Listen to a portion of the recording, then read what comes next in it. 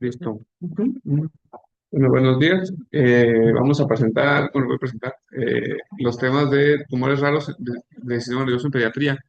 Eh, es un, bueno, a mí sí me hizo muy interesante porque son de los que se presentan como con más epilepsia y más difícil de, tal vez, como son raros, pues es difícil de diagnosticarlos y por imagen es lo que más traje.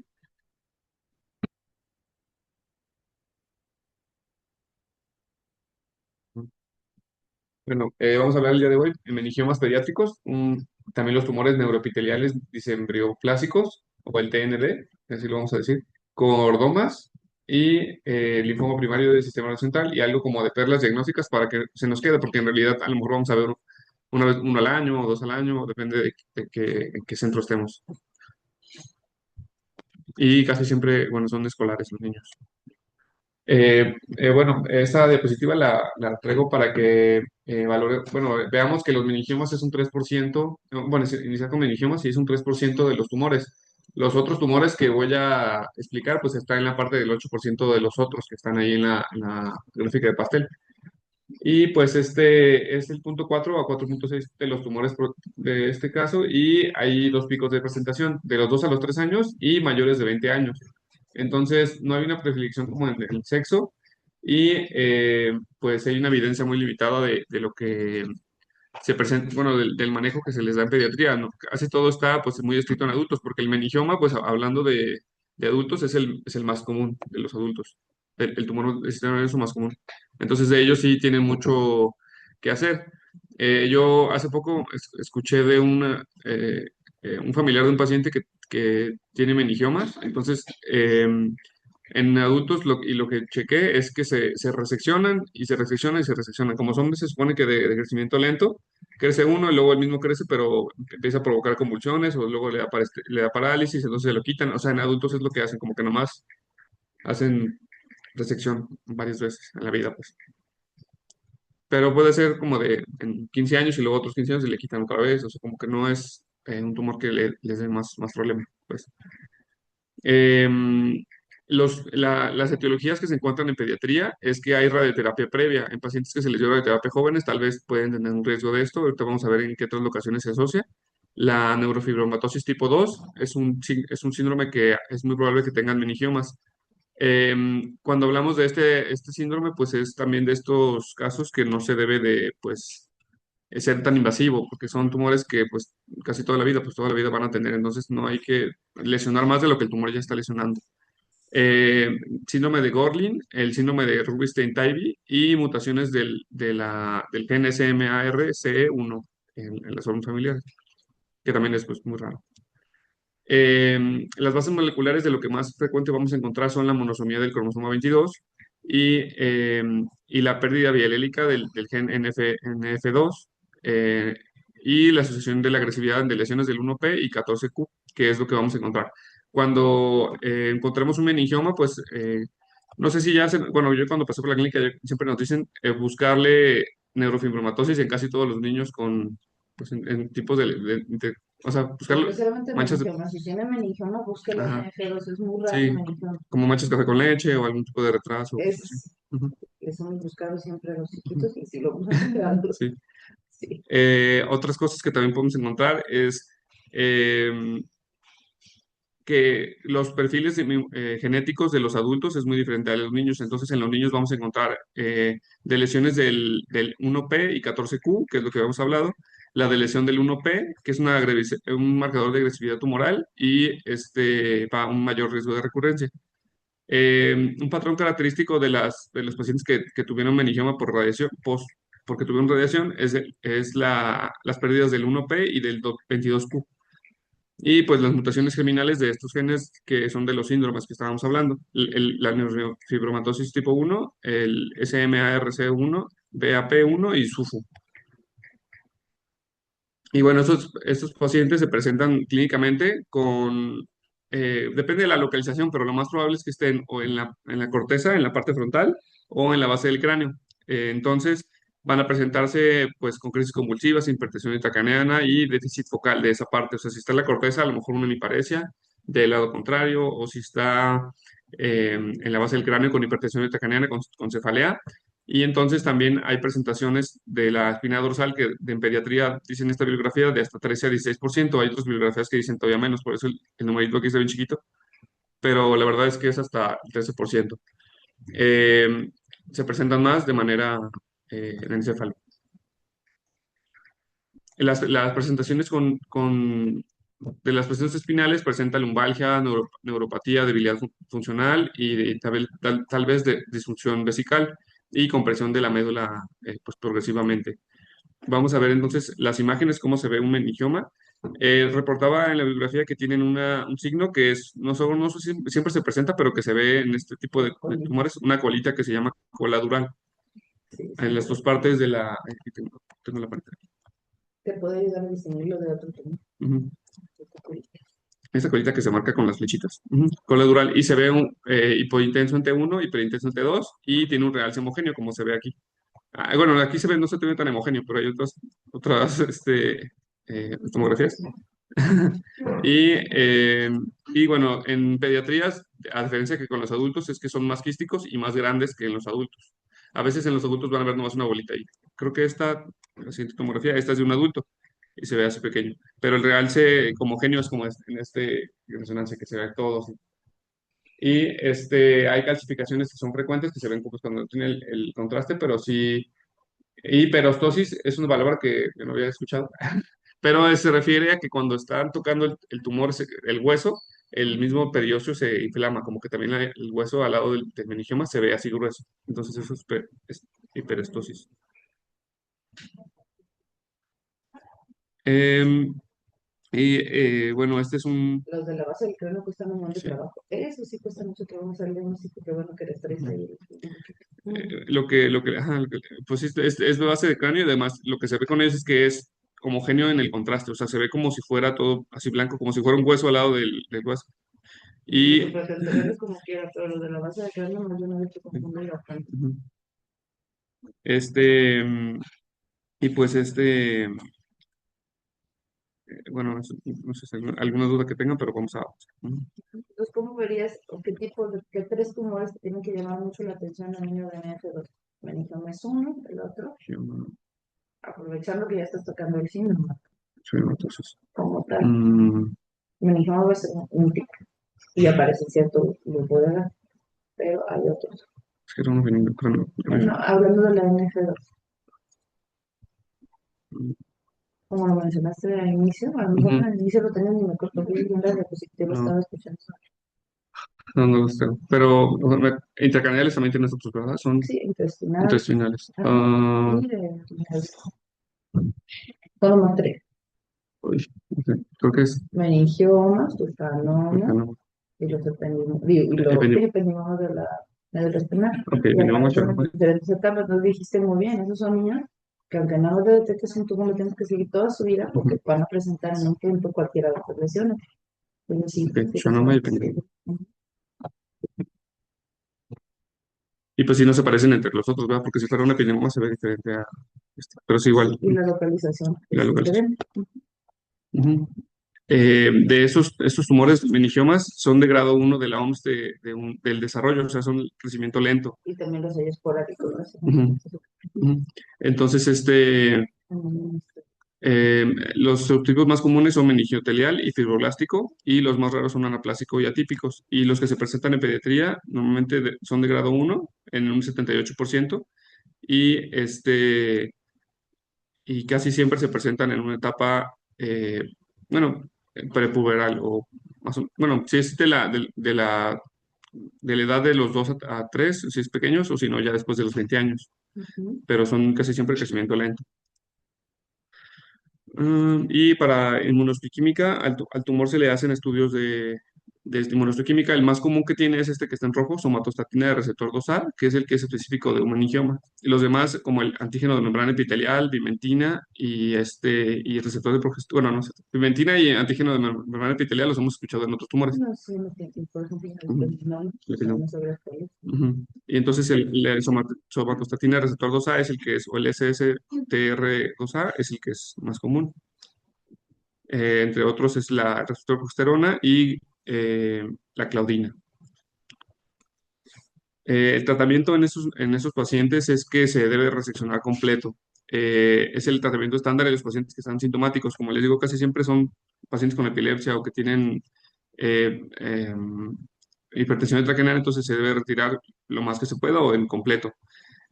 Si están asintomáticos o si tú lo ves en una tomografía que nomás se tomó a lo mejor de manera incidental, eso es, no se deben de tocar. En los niños menores de 3 años, marquen esta guía que sí se deben de operar en todos los casos, porque como está creciendo el cerebro, a lo mejor pues, lo que puede provocar es que se haga un efecto de masa o esté creciendo diferente el cerebro y hasta provoque hidrocefalia. Entonces se deben de quitar. Y pues la radioterapia solamente en casos de recurrencia o un margen pues que esté muy comprometido, que se haya dejado o sea, no se haya recepcionado completo y ya no se pueda como tal operar de nuevo. Fíjate que, bueno, ahí no sé si lo vas a mencionar o no, pero muchos de estos niños acuden o vienen por crisis convulsivas, porque precisamente están irritando el área de la cerebro Sí, superior. el proceso. Entonces, algunos niños cuando quedan con residual y tienden a tener mucha crisis convulsiva, una indicación de la radioterapia es que no tengan un buen control de la crisis y haya residual, Ah, que créemelo es bastante frecuente, porque a veces los meningiomas están, pues realmente es una tela, que vaya a claro, que se extiende y se va al cerebro. Pues a veces quitan la porción más gordita, más panzoncita, y toda la cola y esa se queda ahí pegada. Entonces, esa de ahí puede volver a surgir más tumor, o si irrita la corteza, están muy sintomáticos, y es ahí donde tenemos que intervenir. Sería increíble nada más operar y que les quiten todo, pero eso no te pasa siempre. ujú, Entonces, la radioterapia, desafortunadamente, digo desafortunadamente porque no me gustaría, pero sí se sigue usando en un número más o menos, pues en la mitad de los casos, más o menos, ujú. de que llegan, porque no todos se les puede quitar y no todos están libres de síntomas. Este algoritmo es el que ya estaba hablando anteriormente, o sea que son pacientes diferenciados entre los pacientes mayores de 3 años y que no tengan efecto de masa y son asintomáticos, que eso se pueden presentar o se pueden vigilar, pues, el crecimiento cada 3 meses en una resonancia. Ujú. Y si ya está haciendo efecto de masa, son menores de 3 años, Sobre todo si tienen NF2 ahí sí, porque ellos tienen muchos, tienen múltiples, sí, y también. no les quitas todos. Ajá. Entonces ahí sí se requiere tratamiento, se resecciona, se toma la histología y depende el grado de crecimiento de la OMS Ujú. o de desarrollo, pues depende de eso, es lo que se va a ver si se observan cada 3 meses o si ya es observación y va a valorar la quimioterapia, digo, la radioterapia, como dice la doctora, si está dando muchas convulsiones, si está tomando más de 3 medicamentos, si está de veras muy difícil de controlar. El epilepsia, pues ahí sería radioterapia. Y pues si es un grado 3 tiene que hacer radioterapia porque si no va a crecer de nuevo. Y pues eso es con el meningioma. Vamos a hablar ahora de tumor Y, neuroplásico. pero ¿te vas a decir algo de tratamiento en NF2 o no? Porque es la única que sí tiene un tratamiento distintivo, No, ¿no? Ok, los niños de NF2, a lo mejor ya lo revisaron, no lo sé, pero van a debutar o con meningioma, con el schwannoma vestibular y con las alteraciones de ependinomas espinales. El abordaje quirúrgico sí se puede hacer cuando una lesión está haciendo un efecto de masa, un síntoma pues muy concreto que le está dando un déficit neurológico, pues sí se opera. Pero en general ellos sí se benefician de terapia sistémica, que consiste en bevacizumab. ujú, La dosis puede ser de 15 miligramos, o sea, se estandariza en eso, es un poquito más alta y se les aplica cada 3 semanas y con eso los niños se mantienen o desarrollan incluso menos tumores. ¿Por qué les pasa este beneficio enorme si no es directo la mutación? No se sabe, pero ya sabemos que todo el río abajo de las mutaciones de la NF2 pues vienen a dar otra vez con todo lo de las sinasas y como finalmente su efector en la membrana celular pueden ser BFG o EFG, pues les funciona por este método. Pero el mecanismo de acción súper claro no está, que es que sí les beneficia. Y la otra es uno que se llama vigatinib. Ese sí es específico para la ruta, para la vía. Es un medicamento más o menos nuevo y un poquito costoso, pero les va muy bien en el tema de los ependimomas y los schwannomas, les disminuyen muchísimo. Entonces, nomás para que lo tengan en cuenta que si hay una terapia dirigida y es bien específica para el NF2. Nada más para que no se nos pase pues sí. y les Y, y, todo, disminuye todos los tumores. y todos esos medicamentos son aún están como en prueba. Brigatino se llama. Sí, No, Brigatino ya, ok, ya se usa. sí. Nada más les digo, es caro, es normal. Ah, ok. Sí, porque a veces cuando son en inicios de, no sé, de que lo están sacando, a veces hasta se los dan gratis para hacer pruebas Ese ya es fase 3. antes Ese fase ya 3. no. Ah, ok. Bueno, el TND es una neoplasia glioneuronal benigna asociada fuertemente a una epilepsia farmacoresistente, también hablando como el meningioma, y pues es de crecimiento lento y es muy rara. Esta enfermedad les afecta a los adolescentes entre 10 y 14 años y es mayormente presentado en el lóbulo temporal y casi siempre son varones. Esta enfermedad se presenta en 0.03 casos de 100.000 habitantes al año, entonces es un poquito pues, muy rara. Em, Se presenta pues con convulsiones parciales o complejas y el 90% de estos son antes de los 20 años y pues es un déficit motor o parálisis facial en formas atípicas. También pues lo que uno estaba imaginando, bueno, ahorita como nos presentó un caso de esta Paola que vio ayer pues, de un paciente que está en abordaje de neuro, ¿no? Que primero se presenta con convulsiones y que piensa que es una encefalitis, luego ya se va hace un mes, 2 meses, 3 meses, sigue convulsionando.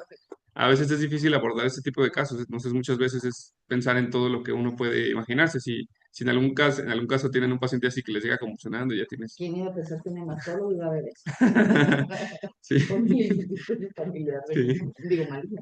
Es horrible esa cosa. Ajá, entonces, en muchos casos así son esos niños que no les encuentras un diagnóstico, pero que están convulsione y convulsione, y hay hasta especialistas en eso. Me acuerdo que el doctor Simón, se especializa como en epilepsias, entonces muchas veces son cosas que son tumores muy pequeños, difíciles de operar, entonces hay específicos en todo eso, porque como en este caso, que pues son ubicaciones inusuales, en el septum pellucidum, en tálamo, en protuberancia y en cerebelo, que a veces uno pasa el ataque así rápido y a veces ni los ves. Entonces hay que como que tomarse el tiempo de ver esas resonancias cuando son pacientes con estos tumores.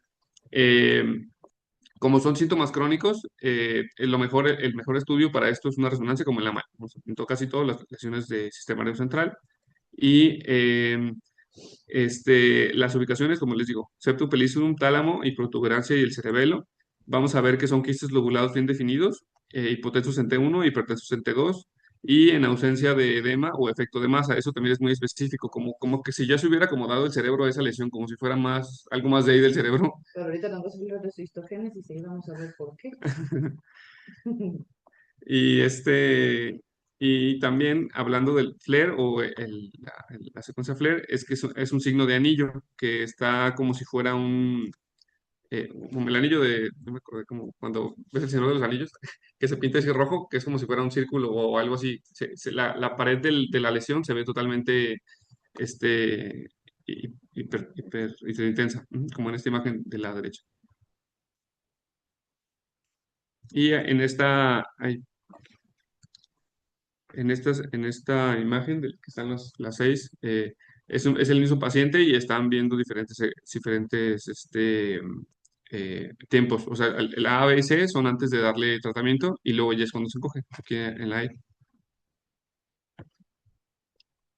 Y en la espectroscopía también es importante que está con el N-acetilaspartato disminuido y la 8 es Colina. colina. Colina normal.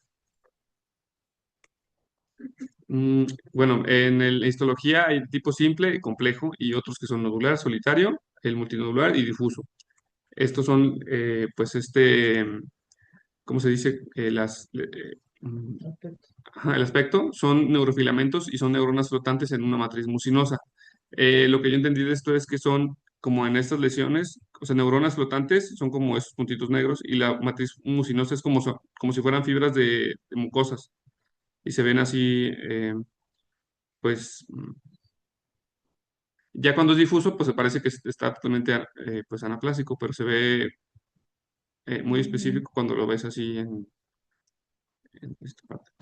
Y eh, cuando se ve en la tomografía y que se ve como si fuera una lesión que ya tiene ahí años, y por eso mismo como que es muy lento el crecimiento, como que si, no se ve sin edema, porque ya el crecimiento es tan lento que no ocasiona como tal un efecto ahí en el tejido sano, o sea, como que se ve ya que se lo va, este, y estas son lesiones, piezas patológicas. Nada más con eso.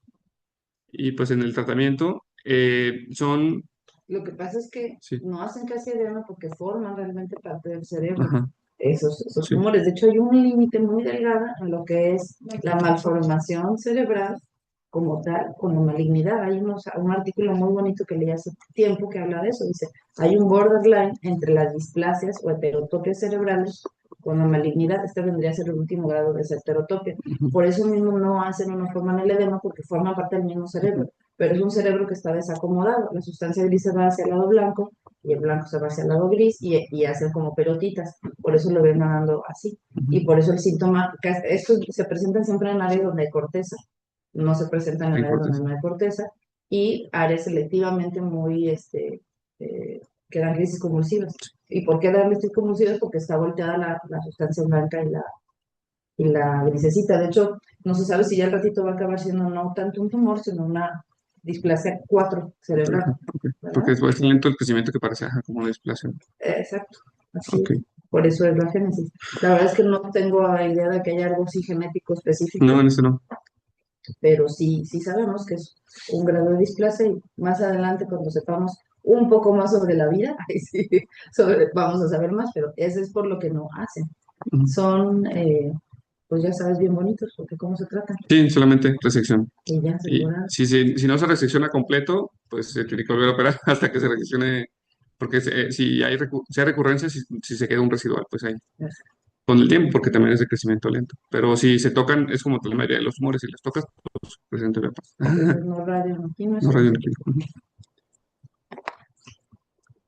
Digo, y sí es importante conocerlos porque en serio que por el puro nombre los radiaban, Ujú. nada más porque decían diciembre clásico, Siempre eso fue. plástico, no repite. Ujú.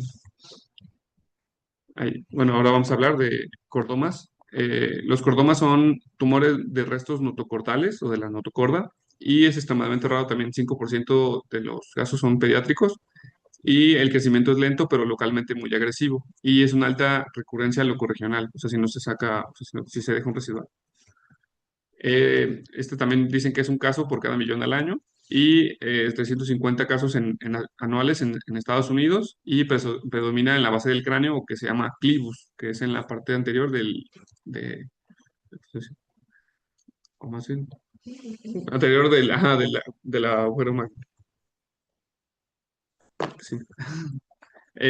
Bueno, el origen es de la notocorda y es un fenómeno que yo, antes de la palabra media, bueno, no lo había escuchado, hace mucho que no lo escuchaba, braquiuria. Eso es cuando, Se llama síndrome de Braquillo. braquiuria, Justamente, y sí, hay tumores que sí, la braquiuria o síndrome de braquiuria que se puede encontrar en estudios moleculares. Entonces, por eso también lo explica en la bibliografía, porque es muy específico cuando uno lo busca, cuando ves un tumor en esta localización. Y en la localización del sac axial, entonces su célula de origen realmente no es del sistema no, nervioso central, es ¿verdad? ajá, no de la, no te acuerdas o sea, sería como de Es más bien un migración. sarcoma. Ajá, un sarcoma. Sí, Ujú. un sarcoma, pero de hecho se trata como, sí, un sarcoma. Ujú. De hecho se presentan, además del sistema nervioso central, en el sacro y en tórax y en la, ¿Cómo es la línea braquiuria? media. Pues va más bien que sí, que es la braquiuria a nivel del feto, Es cuando tienen, porque por eso se claro, presentan ahí. sí. ¿Cómo, cómo es la braquiuria? Como cuando se quedan los tejidos ¿No? ¿Qué es la braquiuria? inmaduros ¿Para qué sirve ah, cuando es embrión? no sé, creo que lo tengo aquí. Ah, Bueno, dale, que le cuento que así lo sí, vamos a ver el no, tiempo, no lo pero entendí. no se va, porque por eso se presentan solamente en esos sitios, ¿verdad? Ok, Sirven para el la desarrollo línea media. ¿no? Del eje y de la Dice, línea media. dice que es la braquiuria del cromosoma 6Q y que no se presenta en tejidos normales pues, embrionarios y es un marcador crucial para el diagnóstico, es lo que yo encontré esto. Ujú. En la, bueno, en la presentación clínica, si se presenta en el clivus, presenta con cefalea, diplopía y parálisis de pares craneales. En este caso, pues la presentación que se presenta más todavía en sacro, o sea, porque como decimos, se puede presentar como un sarcoma, también presenta como lumbalgia, neuropatía y disfunción urinaria, que como se presenta en el chakra, pero pues es sistema nervioso central, pues en la parte de la columna, también compete pues al sistema nervioso. Pero en lo que hablamos en este caso, pues es que si se presenta nervioso central, es diplopía porque está en la línea ahí del occipital hacia la línea de la vía óptica. Y eh, bueno, en la imagen se presenta como una masa axial central con isointensidad en T1 y preintensidad en T2 y son indiferenciados, se ven menos hipotensos. Lo que vi en la imagen del lado izquierdo, era un paciente que tenía uno indiferenciado y se veía así como menos hiperintenso. Es en esta de aquí. Y le estaban haciendo como un rastreo para hacerle, parece como las que se hacen para radioterapia. Y en esta parte es una manera típica que sí se presenta hiperintenso y que se diferencia de los otros tejidos. Exactamente en la base del cráneo. Aquí también está otra resonancia magnética de que en, en la parte del clivus o en la parte anterior de, bueno,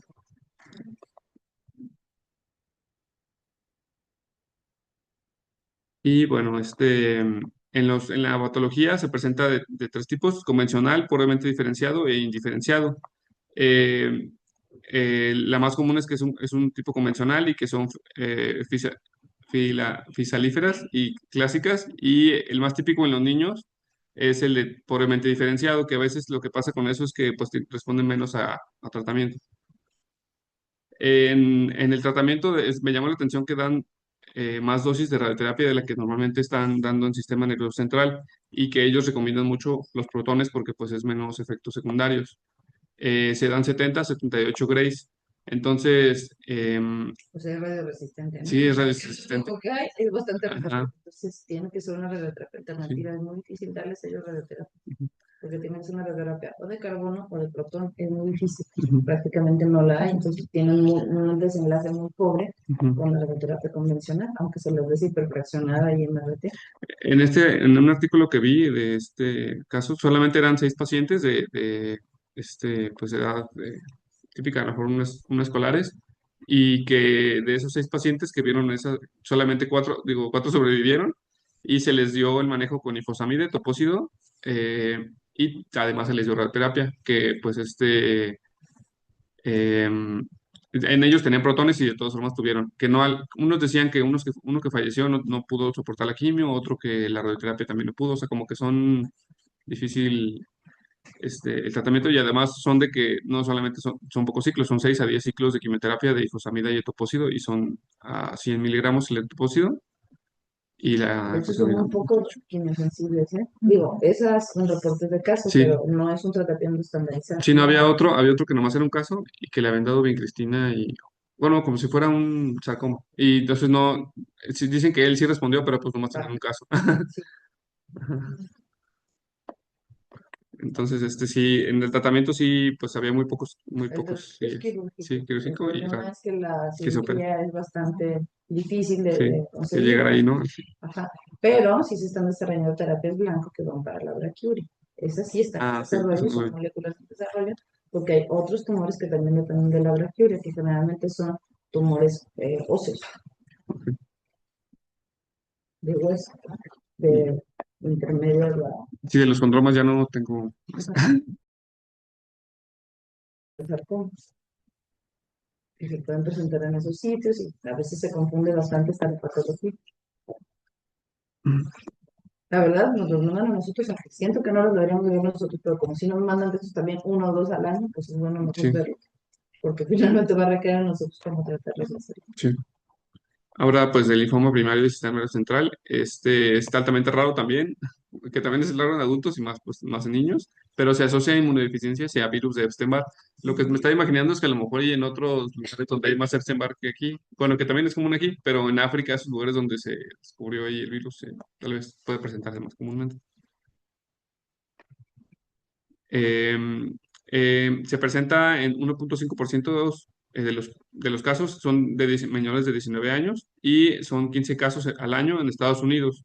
En pediatría se presentan entre los 6 y los 12 años y la supervivencia en las series que han visto es de 62 al 83% a los 3 años, o sea, tiene muy baja supervivencia. Esta se relaciona con mutaciones en genes pues, específicos que de hecho tiene que ver en pediatría, solamente depende, o sea, separaba la edad de pediatría y adultos y son mutaciones en el MID 88, CARD 11 y CD 79B, que pues son diagnósticos de descarte y que luego buscas tú cuando ya ves esa lesión ahí, le buscas en la lesión ese tipo de mutaciones. No es fácil pues pensar en que, voy a buscar esta mutación en este niño o algo así. La verdad son. Y pues se presentan con cefalea, náuseas, vómito, hipertensión intracraniana y con ataxia, diplopía y parestesias, que es menos frecuente que esos pacientes convulsionen, más bien se presentan más en la base del cráneo. Y, eh, y también puede provocar panhipoteterismo por el efecto de masa que puede provocarse como de Pero los rápido. marcadores más bien son del linfoma, esos que no los reconocí, perdón, es que Ah, definitivamente no los reconocí, pero no, el marcaje justo es para el sí. linfoma. O sea, puedes verse de 20, puedes verse de 30, Ah, sí. pues los marcadores propios del linfoma, no Ujú. Sí, sí, o sea, sí los que pusiste, sí, perdón. sí, ya cuando habla, porque habla también de que cuando es un linfoma de sistema nervioso central o primario, es un linfoma difuso de células B grandes, o sea, es un linfoma no Hodgkin, ajá, sí, Ujú. sí, sí, es que lo uso después, pero sí, más o menos, o sea, cuando hablan de este tipo de linfomas, es que es un linfoma de células B grandes que se presentó primeramente en el sistema nervioso central, sí, Entonces, ¿qué tienes que hacer? Estadiarlo, ¿no? Porque no sí. estás seguro si nomás está ahí o hay en otro lado. Ujú. Si lo ves, tienes que hacer un marcaje de todo, pensando que igualito como si se abordara un linfoma.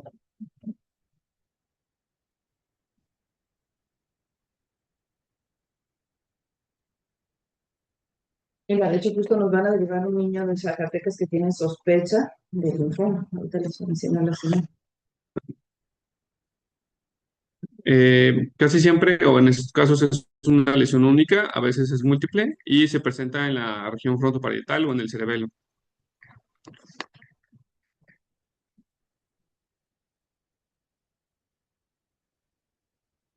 Así es como en un paciente, este es un adulto porque no encontré mucho de niños. De hecho, casi no se presentan los cerebros. Los linfomas generalmente se presentan en los lóbulos.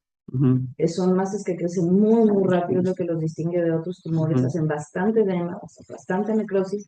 Su diagnóstico diferencial por la imagen sería un glioblastoma multiforme, ujú. por la imagen, ¿verdad? Y Sí, porque los linfomas, pues, en todos lados crecen muy rápido.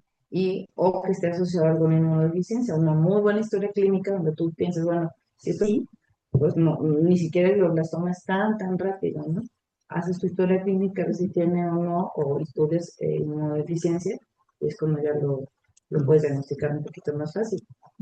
Porque esto no se trata con cirugía, es de los pocos que les va muy bien con ciclos de metotrexato en dosis alta, Sí, ¿verdad? Se tratan 100% diferente. Nada más lo traigo aquí al escenario porque no queremos una cirugía súper excesiva en este tipo de pacientes, sino una toma de biopsia, hacer el diagnóstico correcto y un tratamiento correcto que vendría a ser con ciclos altos de metotrexate. Se tratan de forma también incluso diferente que el linfoma convencional que está en sí. forma sistémica. Por eso lo traíamos aquí a colación. Sí, de hecho, eso iba a decirle que Ujú. se toma la biopsia, se diagnostica y se toma, pues, se da este protocolo. Hay, No, es que si nomás lo ven así, dicen, qué bolota, que lo saquen todo, pues ya le va a ir mal, porque va a tener mucha sí, movilidad. El chiste es reconocer.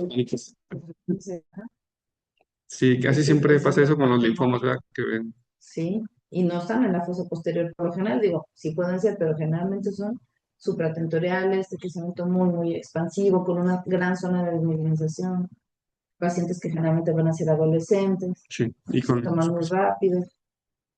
Ujú. El protocolo que vi que es el que se recomienda en la mayoría de los casos es el que combinan el FAB con el LMB para linfoma B agresivo del sistema nervioso central. Sí. Se dan 6 ciclos de metotrexate, desde 5 a 8 gramos por metro cuadrado, citarabina a 3 gramos por metro cuadrado, 8 dosis, o sea, sería como en ese mismo ciclo. Intratecal se le Con recomienda. cualquier que sea de 20, sí, Sí. reduccionar, sí, sí, La intratecal decía que era como variable si se da o no se no, da, no te pero sí. sí, ¿verdad? Porque, pues, Sí, Y el rituximab es el que dijeron que sí o si no, depende del paciente. Y Sí, pues, claro, si no tiene ajá, problema. ujú.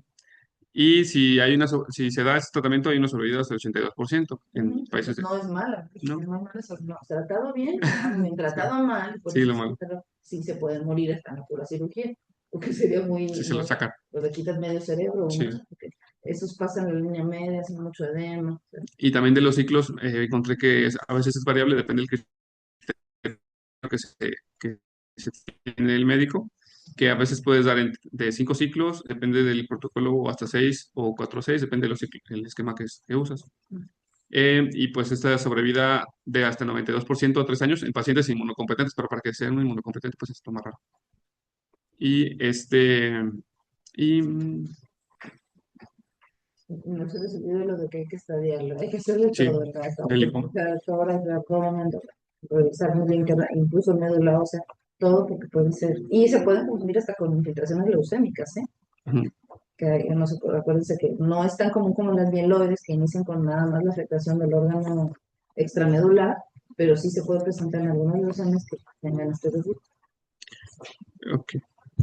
Ya después de esto ya pues terminé, quiero repasar como que lo que a mí se me hizo muy como no difícil, porque la verdad es que para acordarme de estas cosas que son más difíciles de encontrar o de baja epidemiología, es que si es un meningioma, o sea, hablando ya de todos los temas, meningioma pediátrico quístico es sospechar una variante agresiva.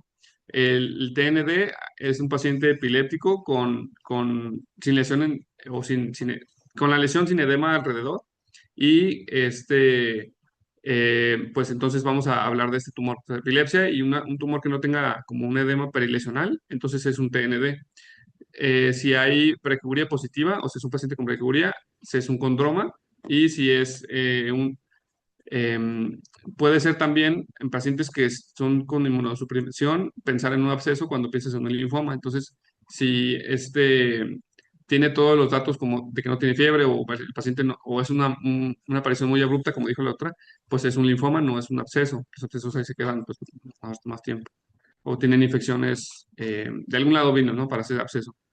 Y Y no te, por ejemplo, ahí en el linfoma no te ayuda a hacer como, eh, ay, ¿cómo se llama?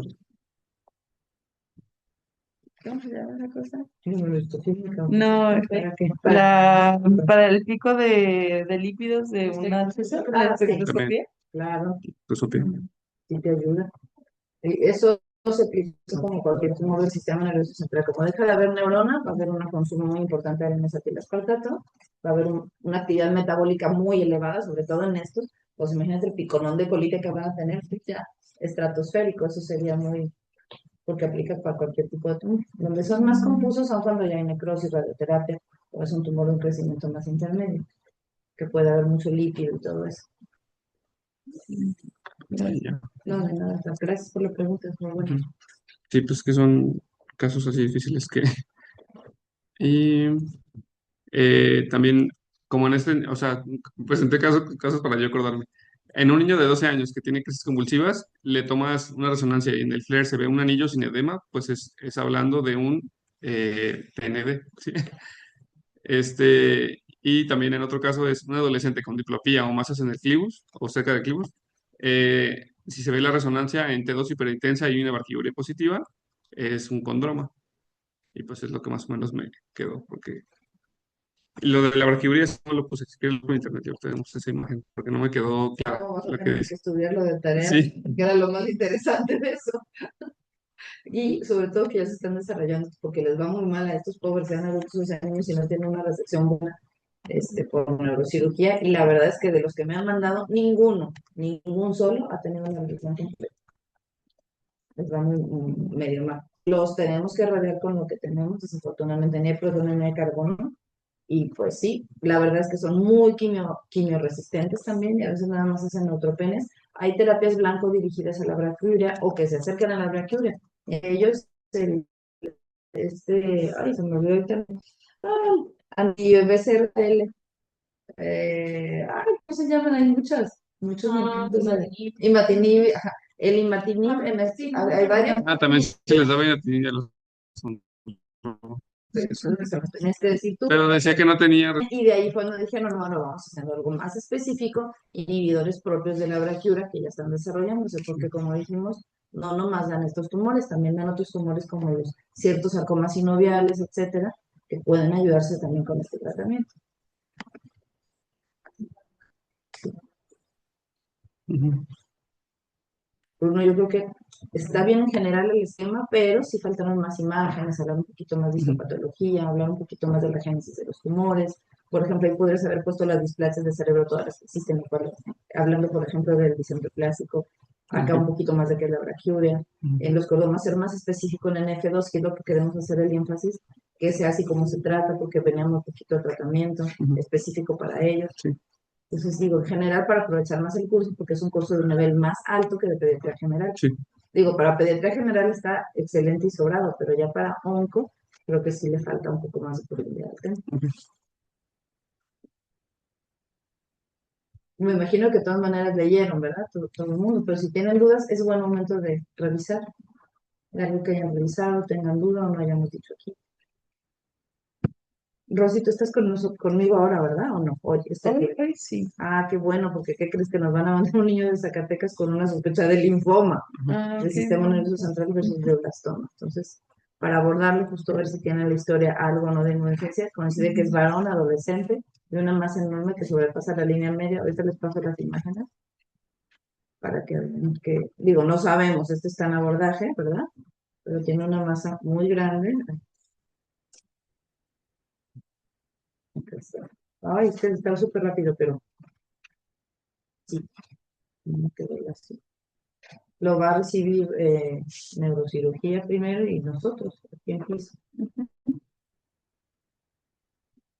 El cuadro clínico es muy, muy rápido, el deterioro tiene aproximadamente una semana y tiene un involucro importantísimo Rapidísimo. Sí, no, de verdad, hace una semana en teoría bien. Entonces nos lo van a mandar para acá. Llega hoy, sí, se supone. Muy bien.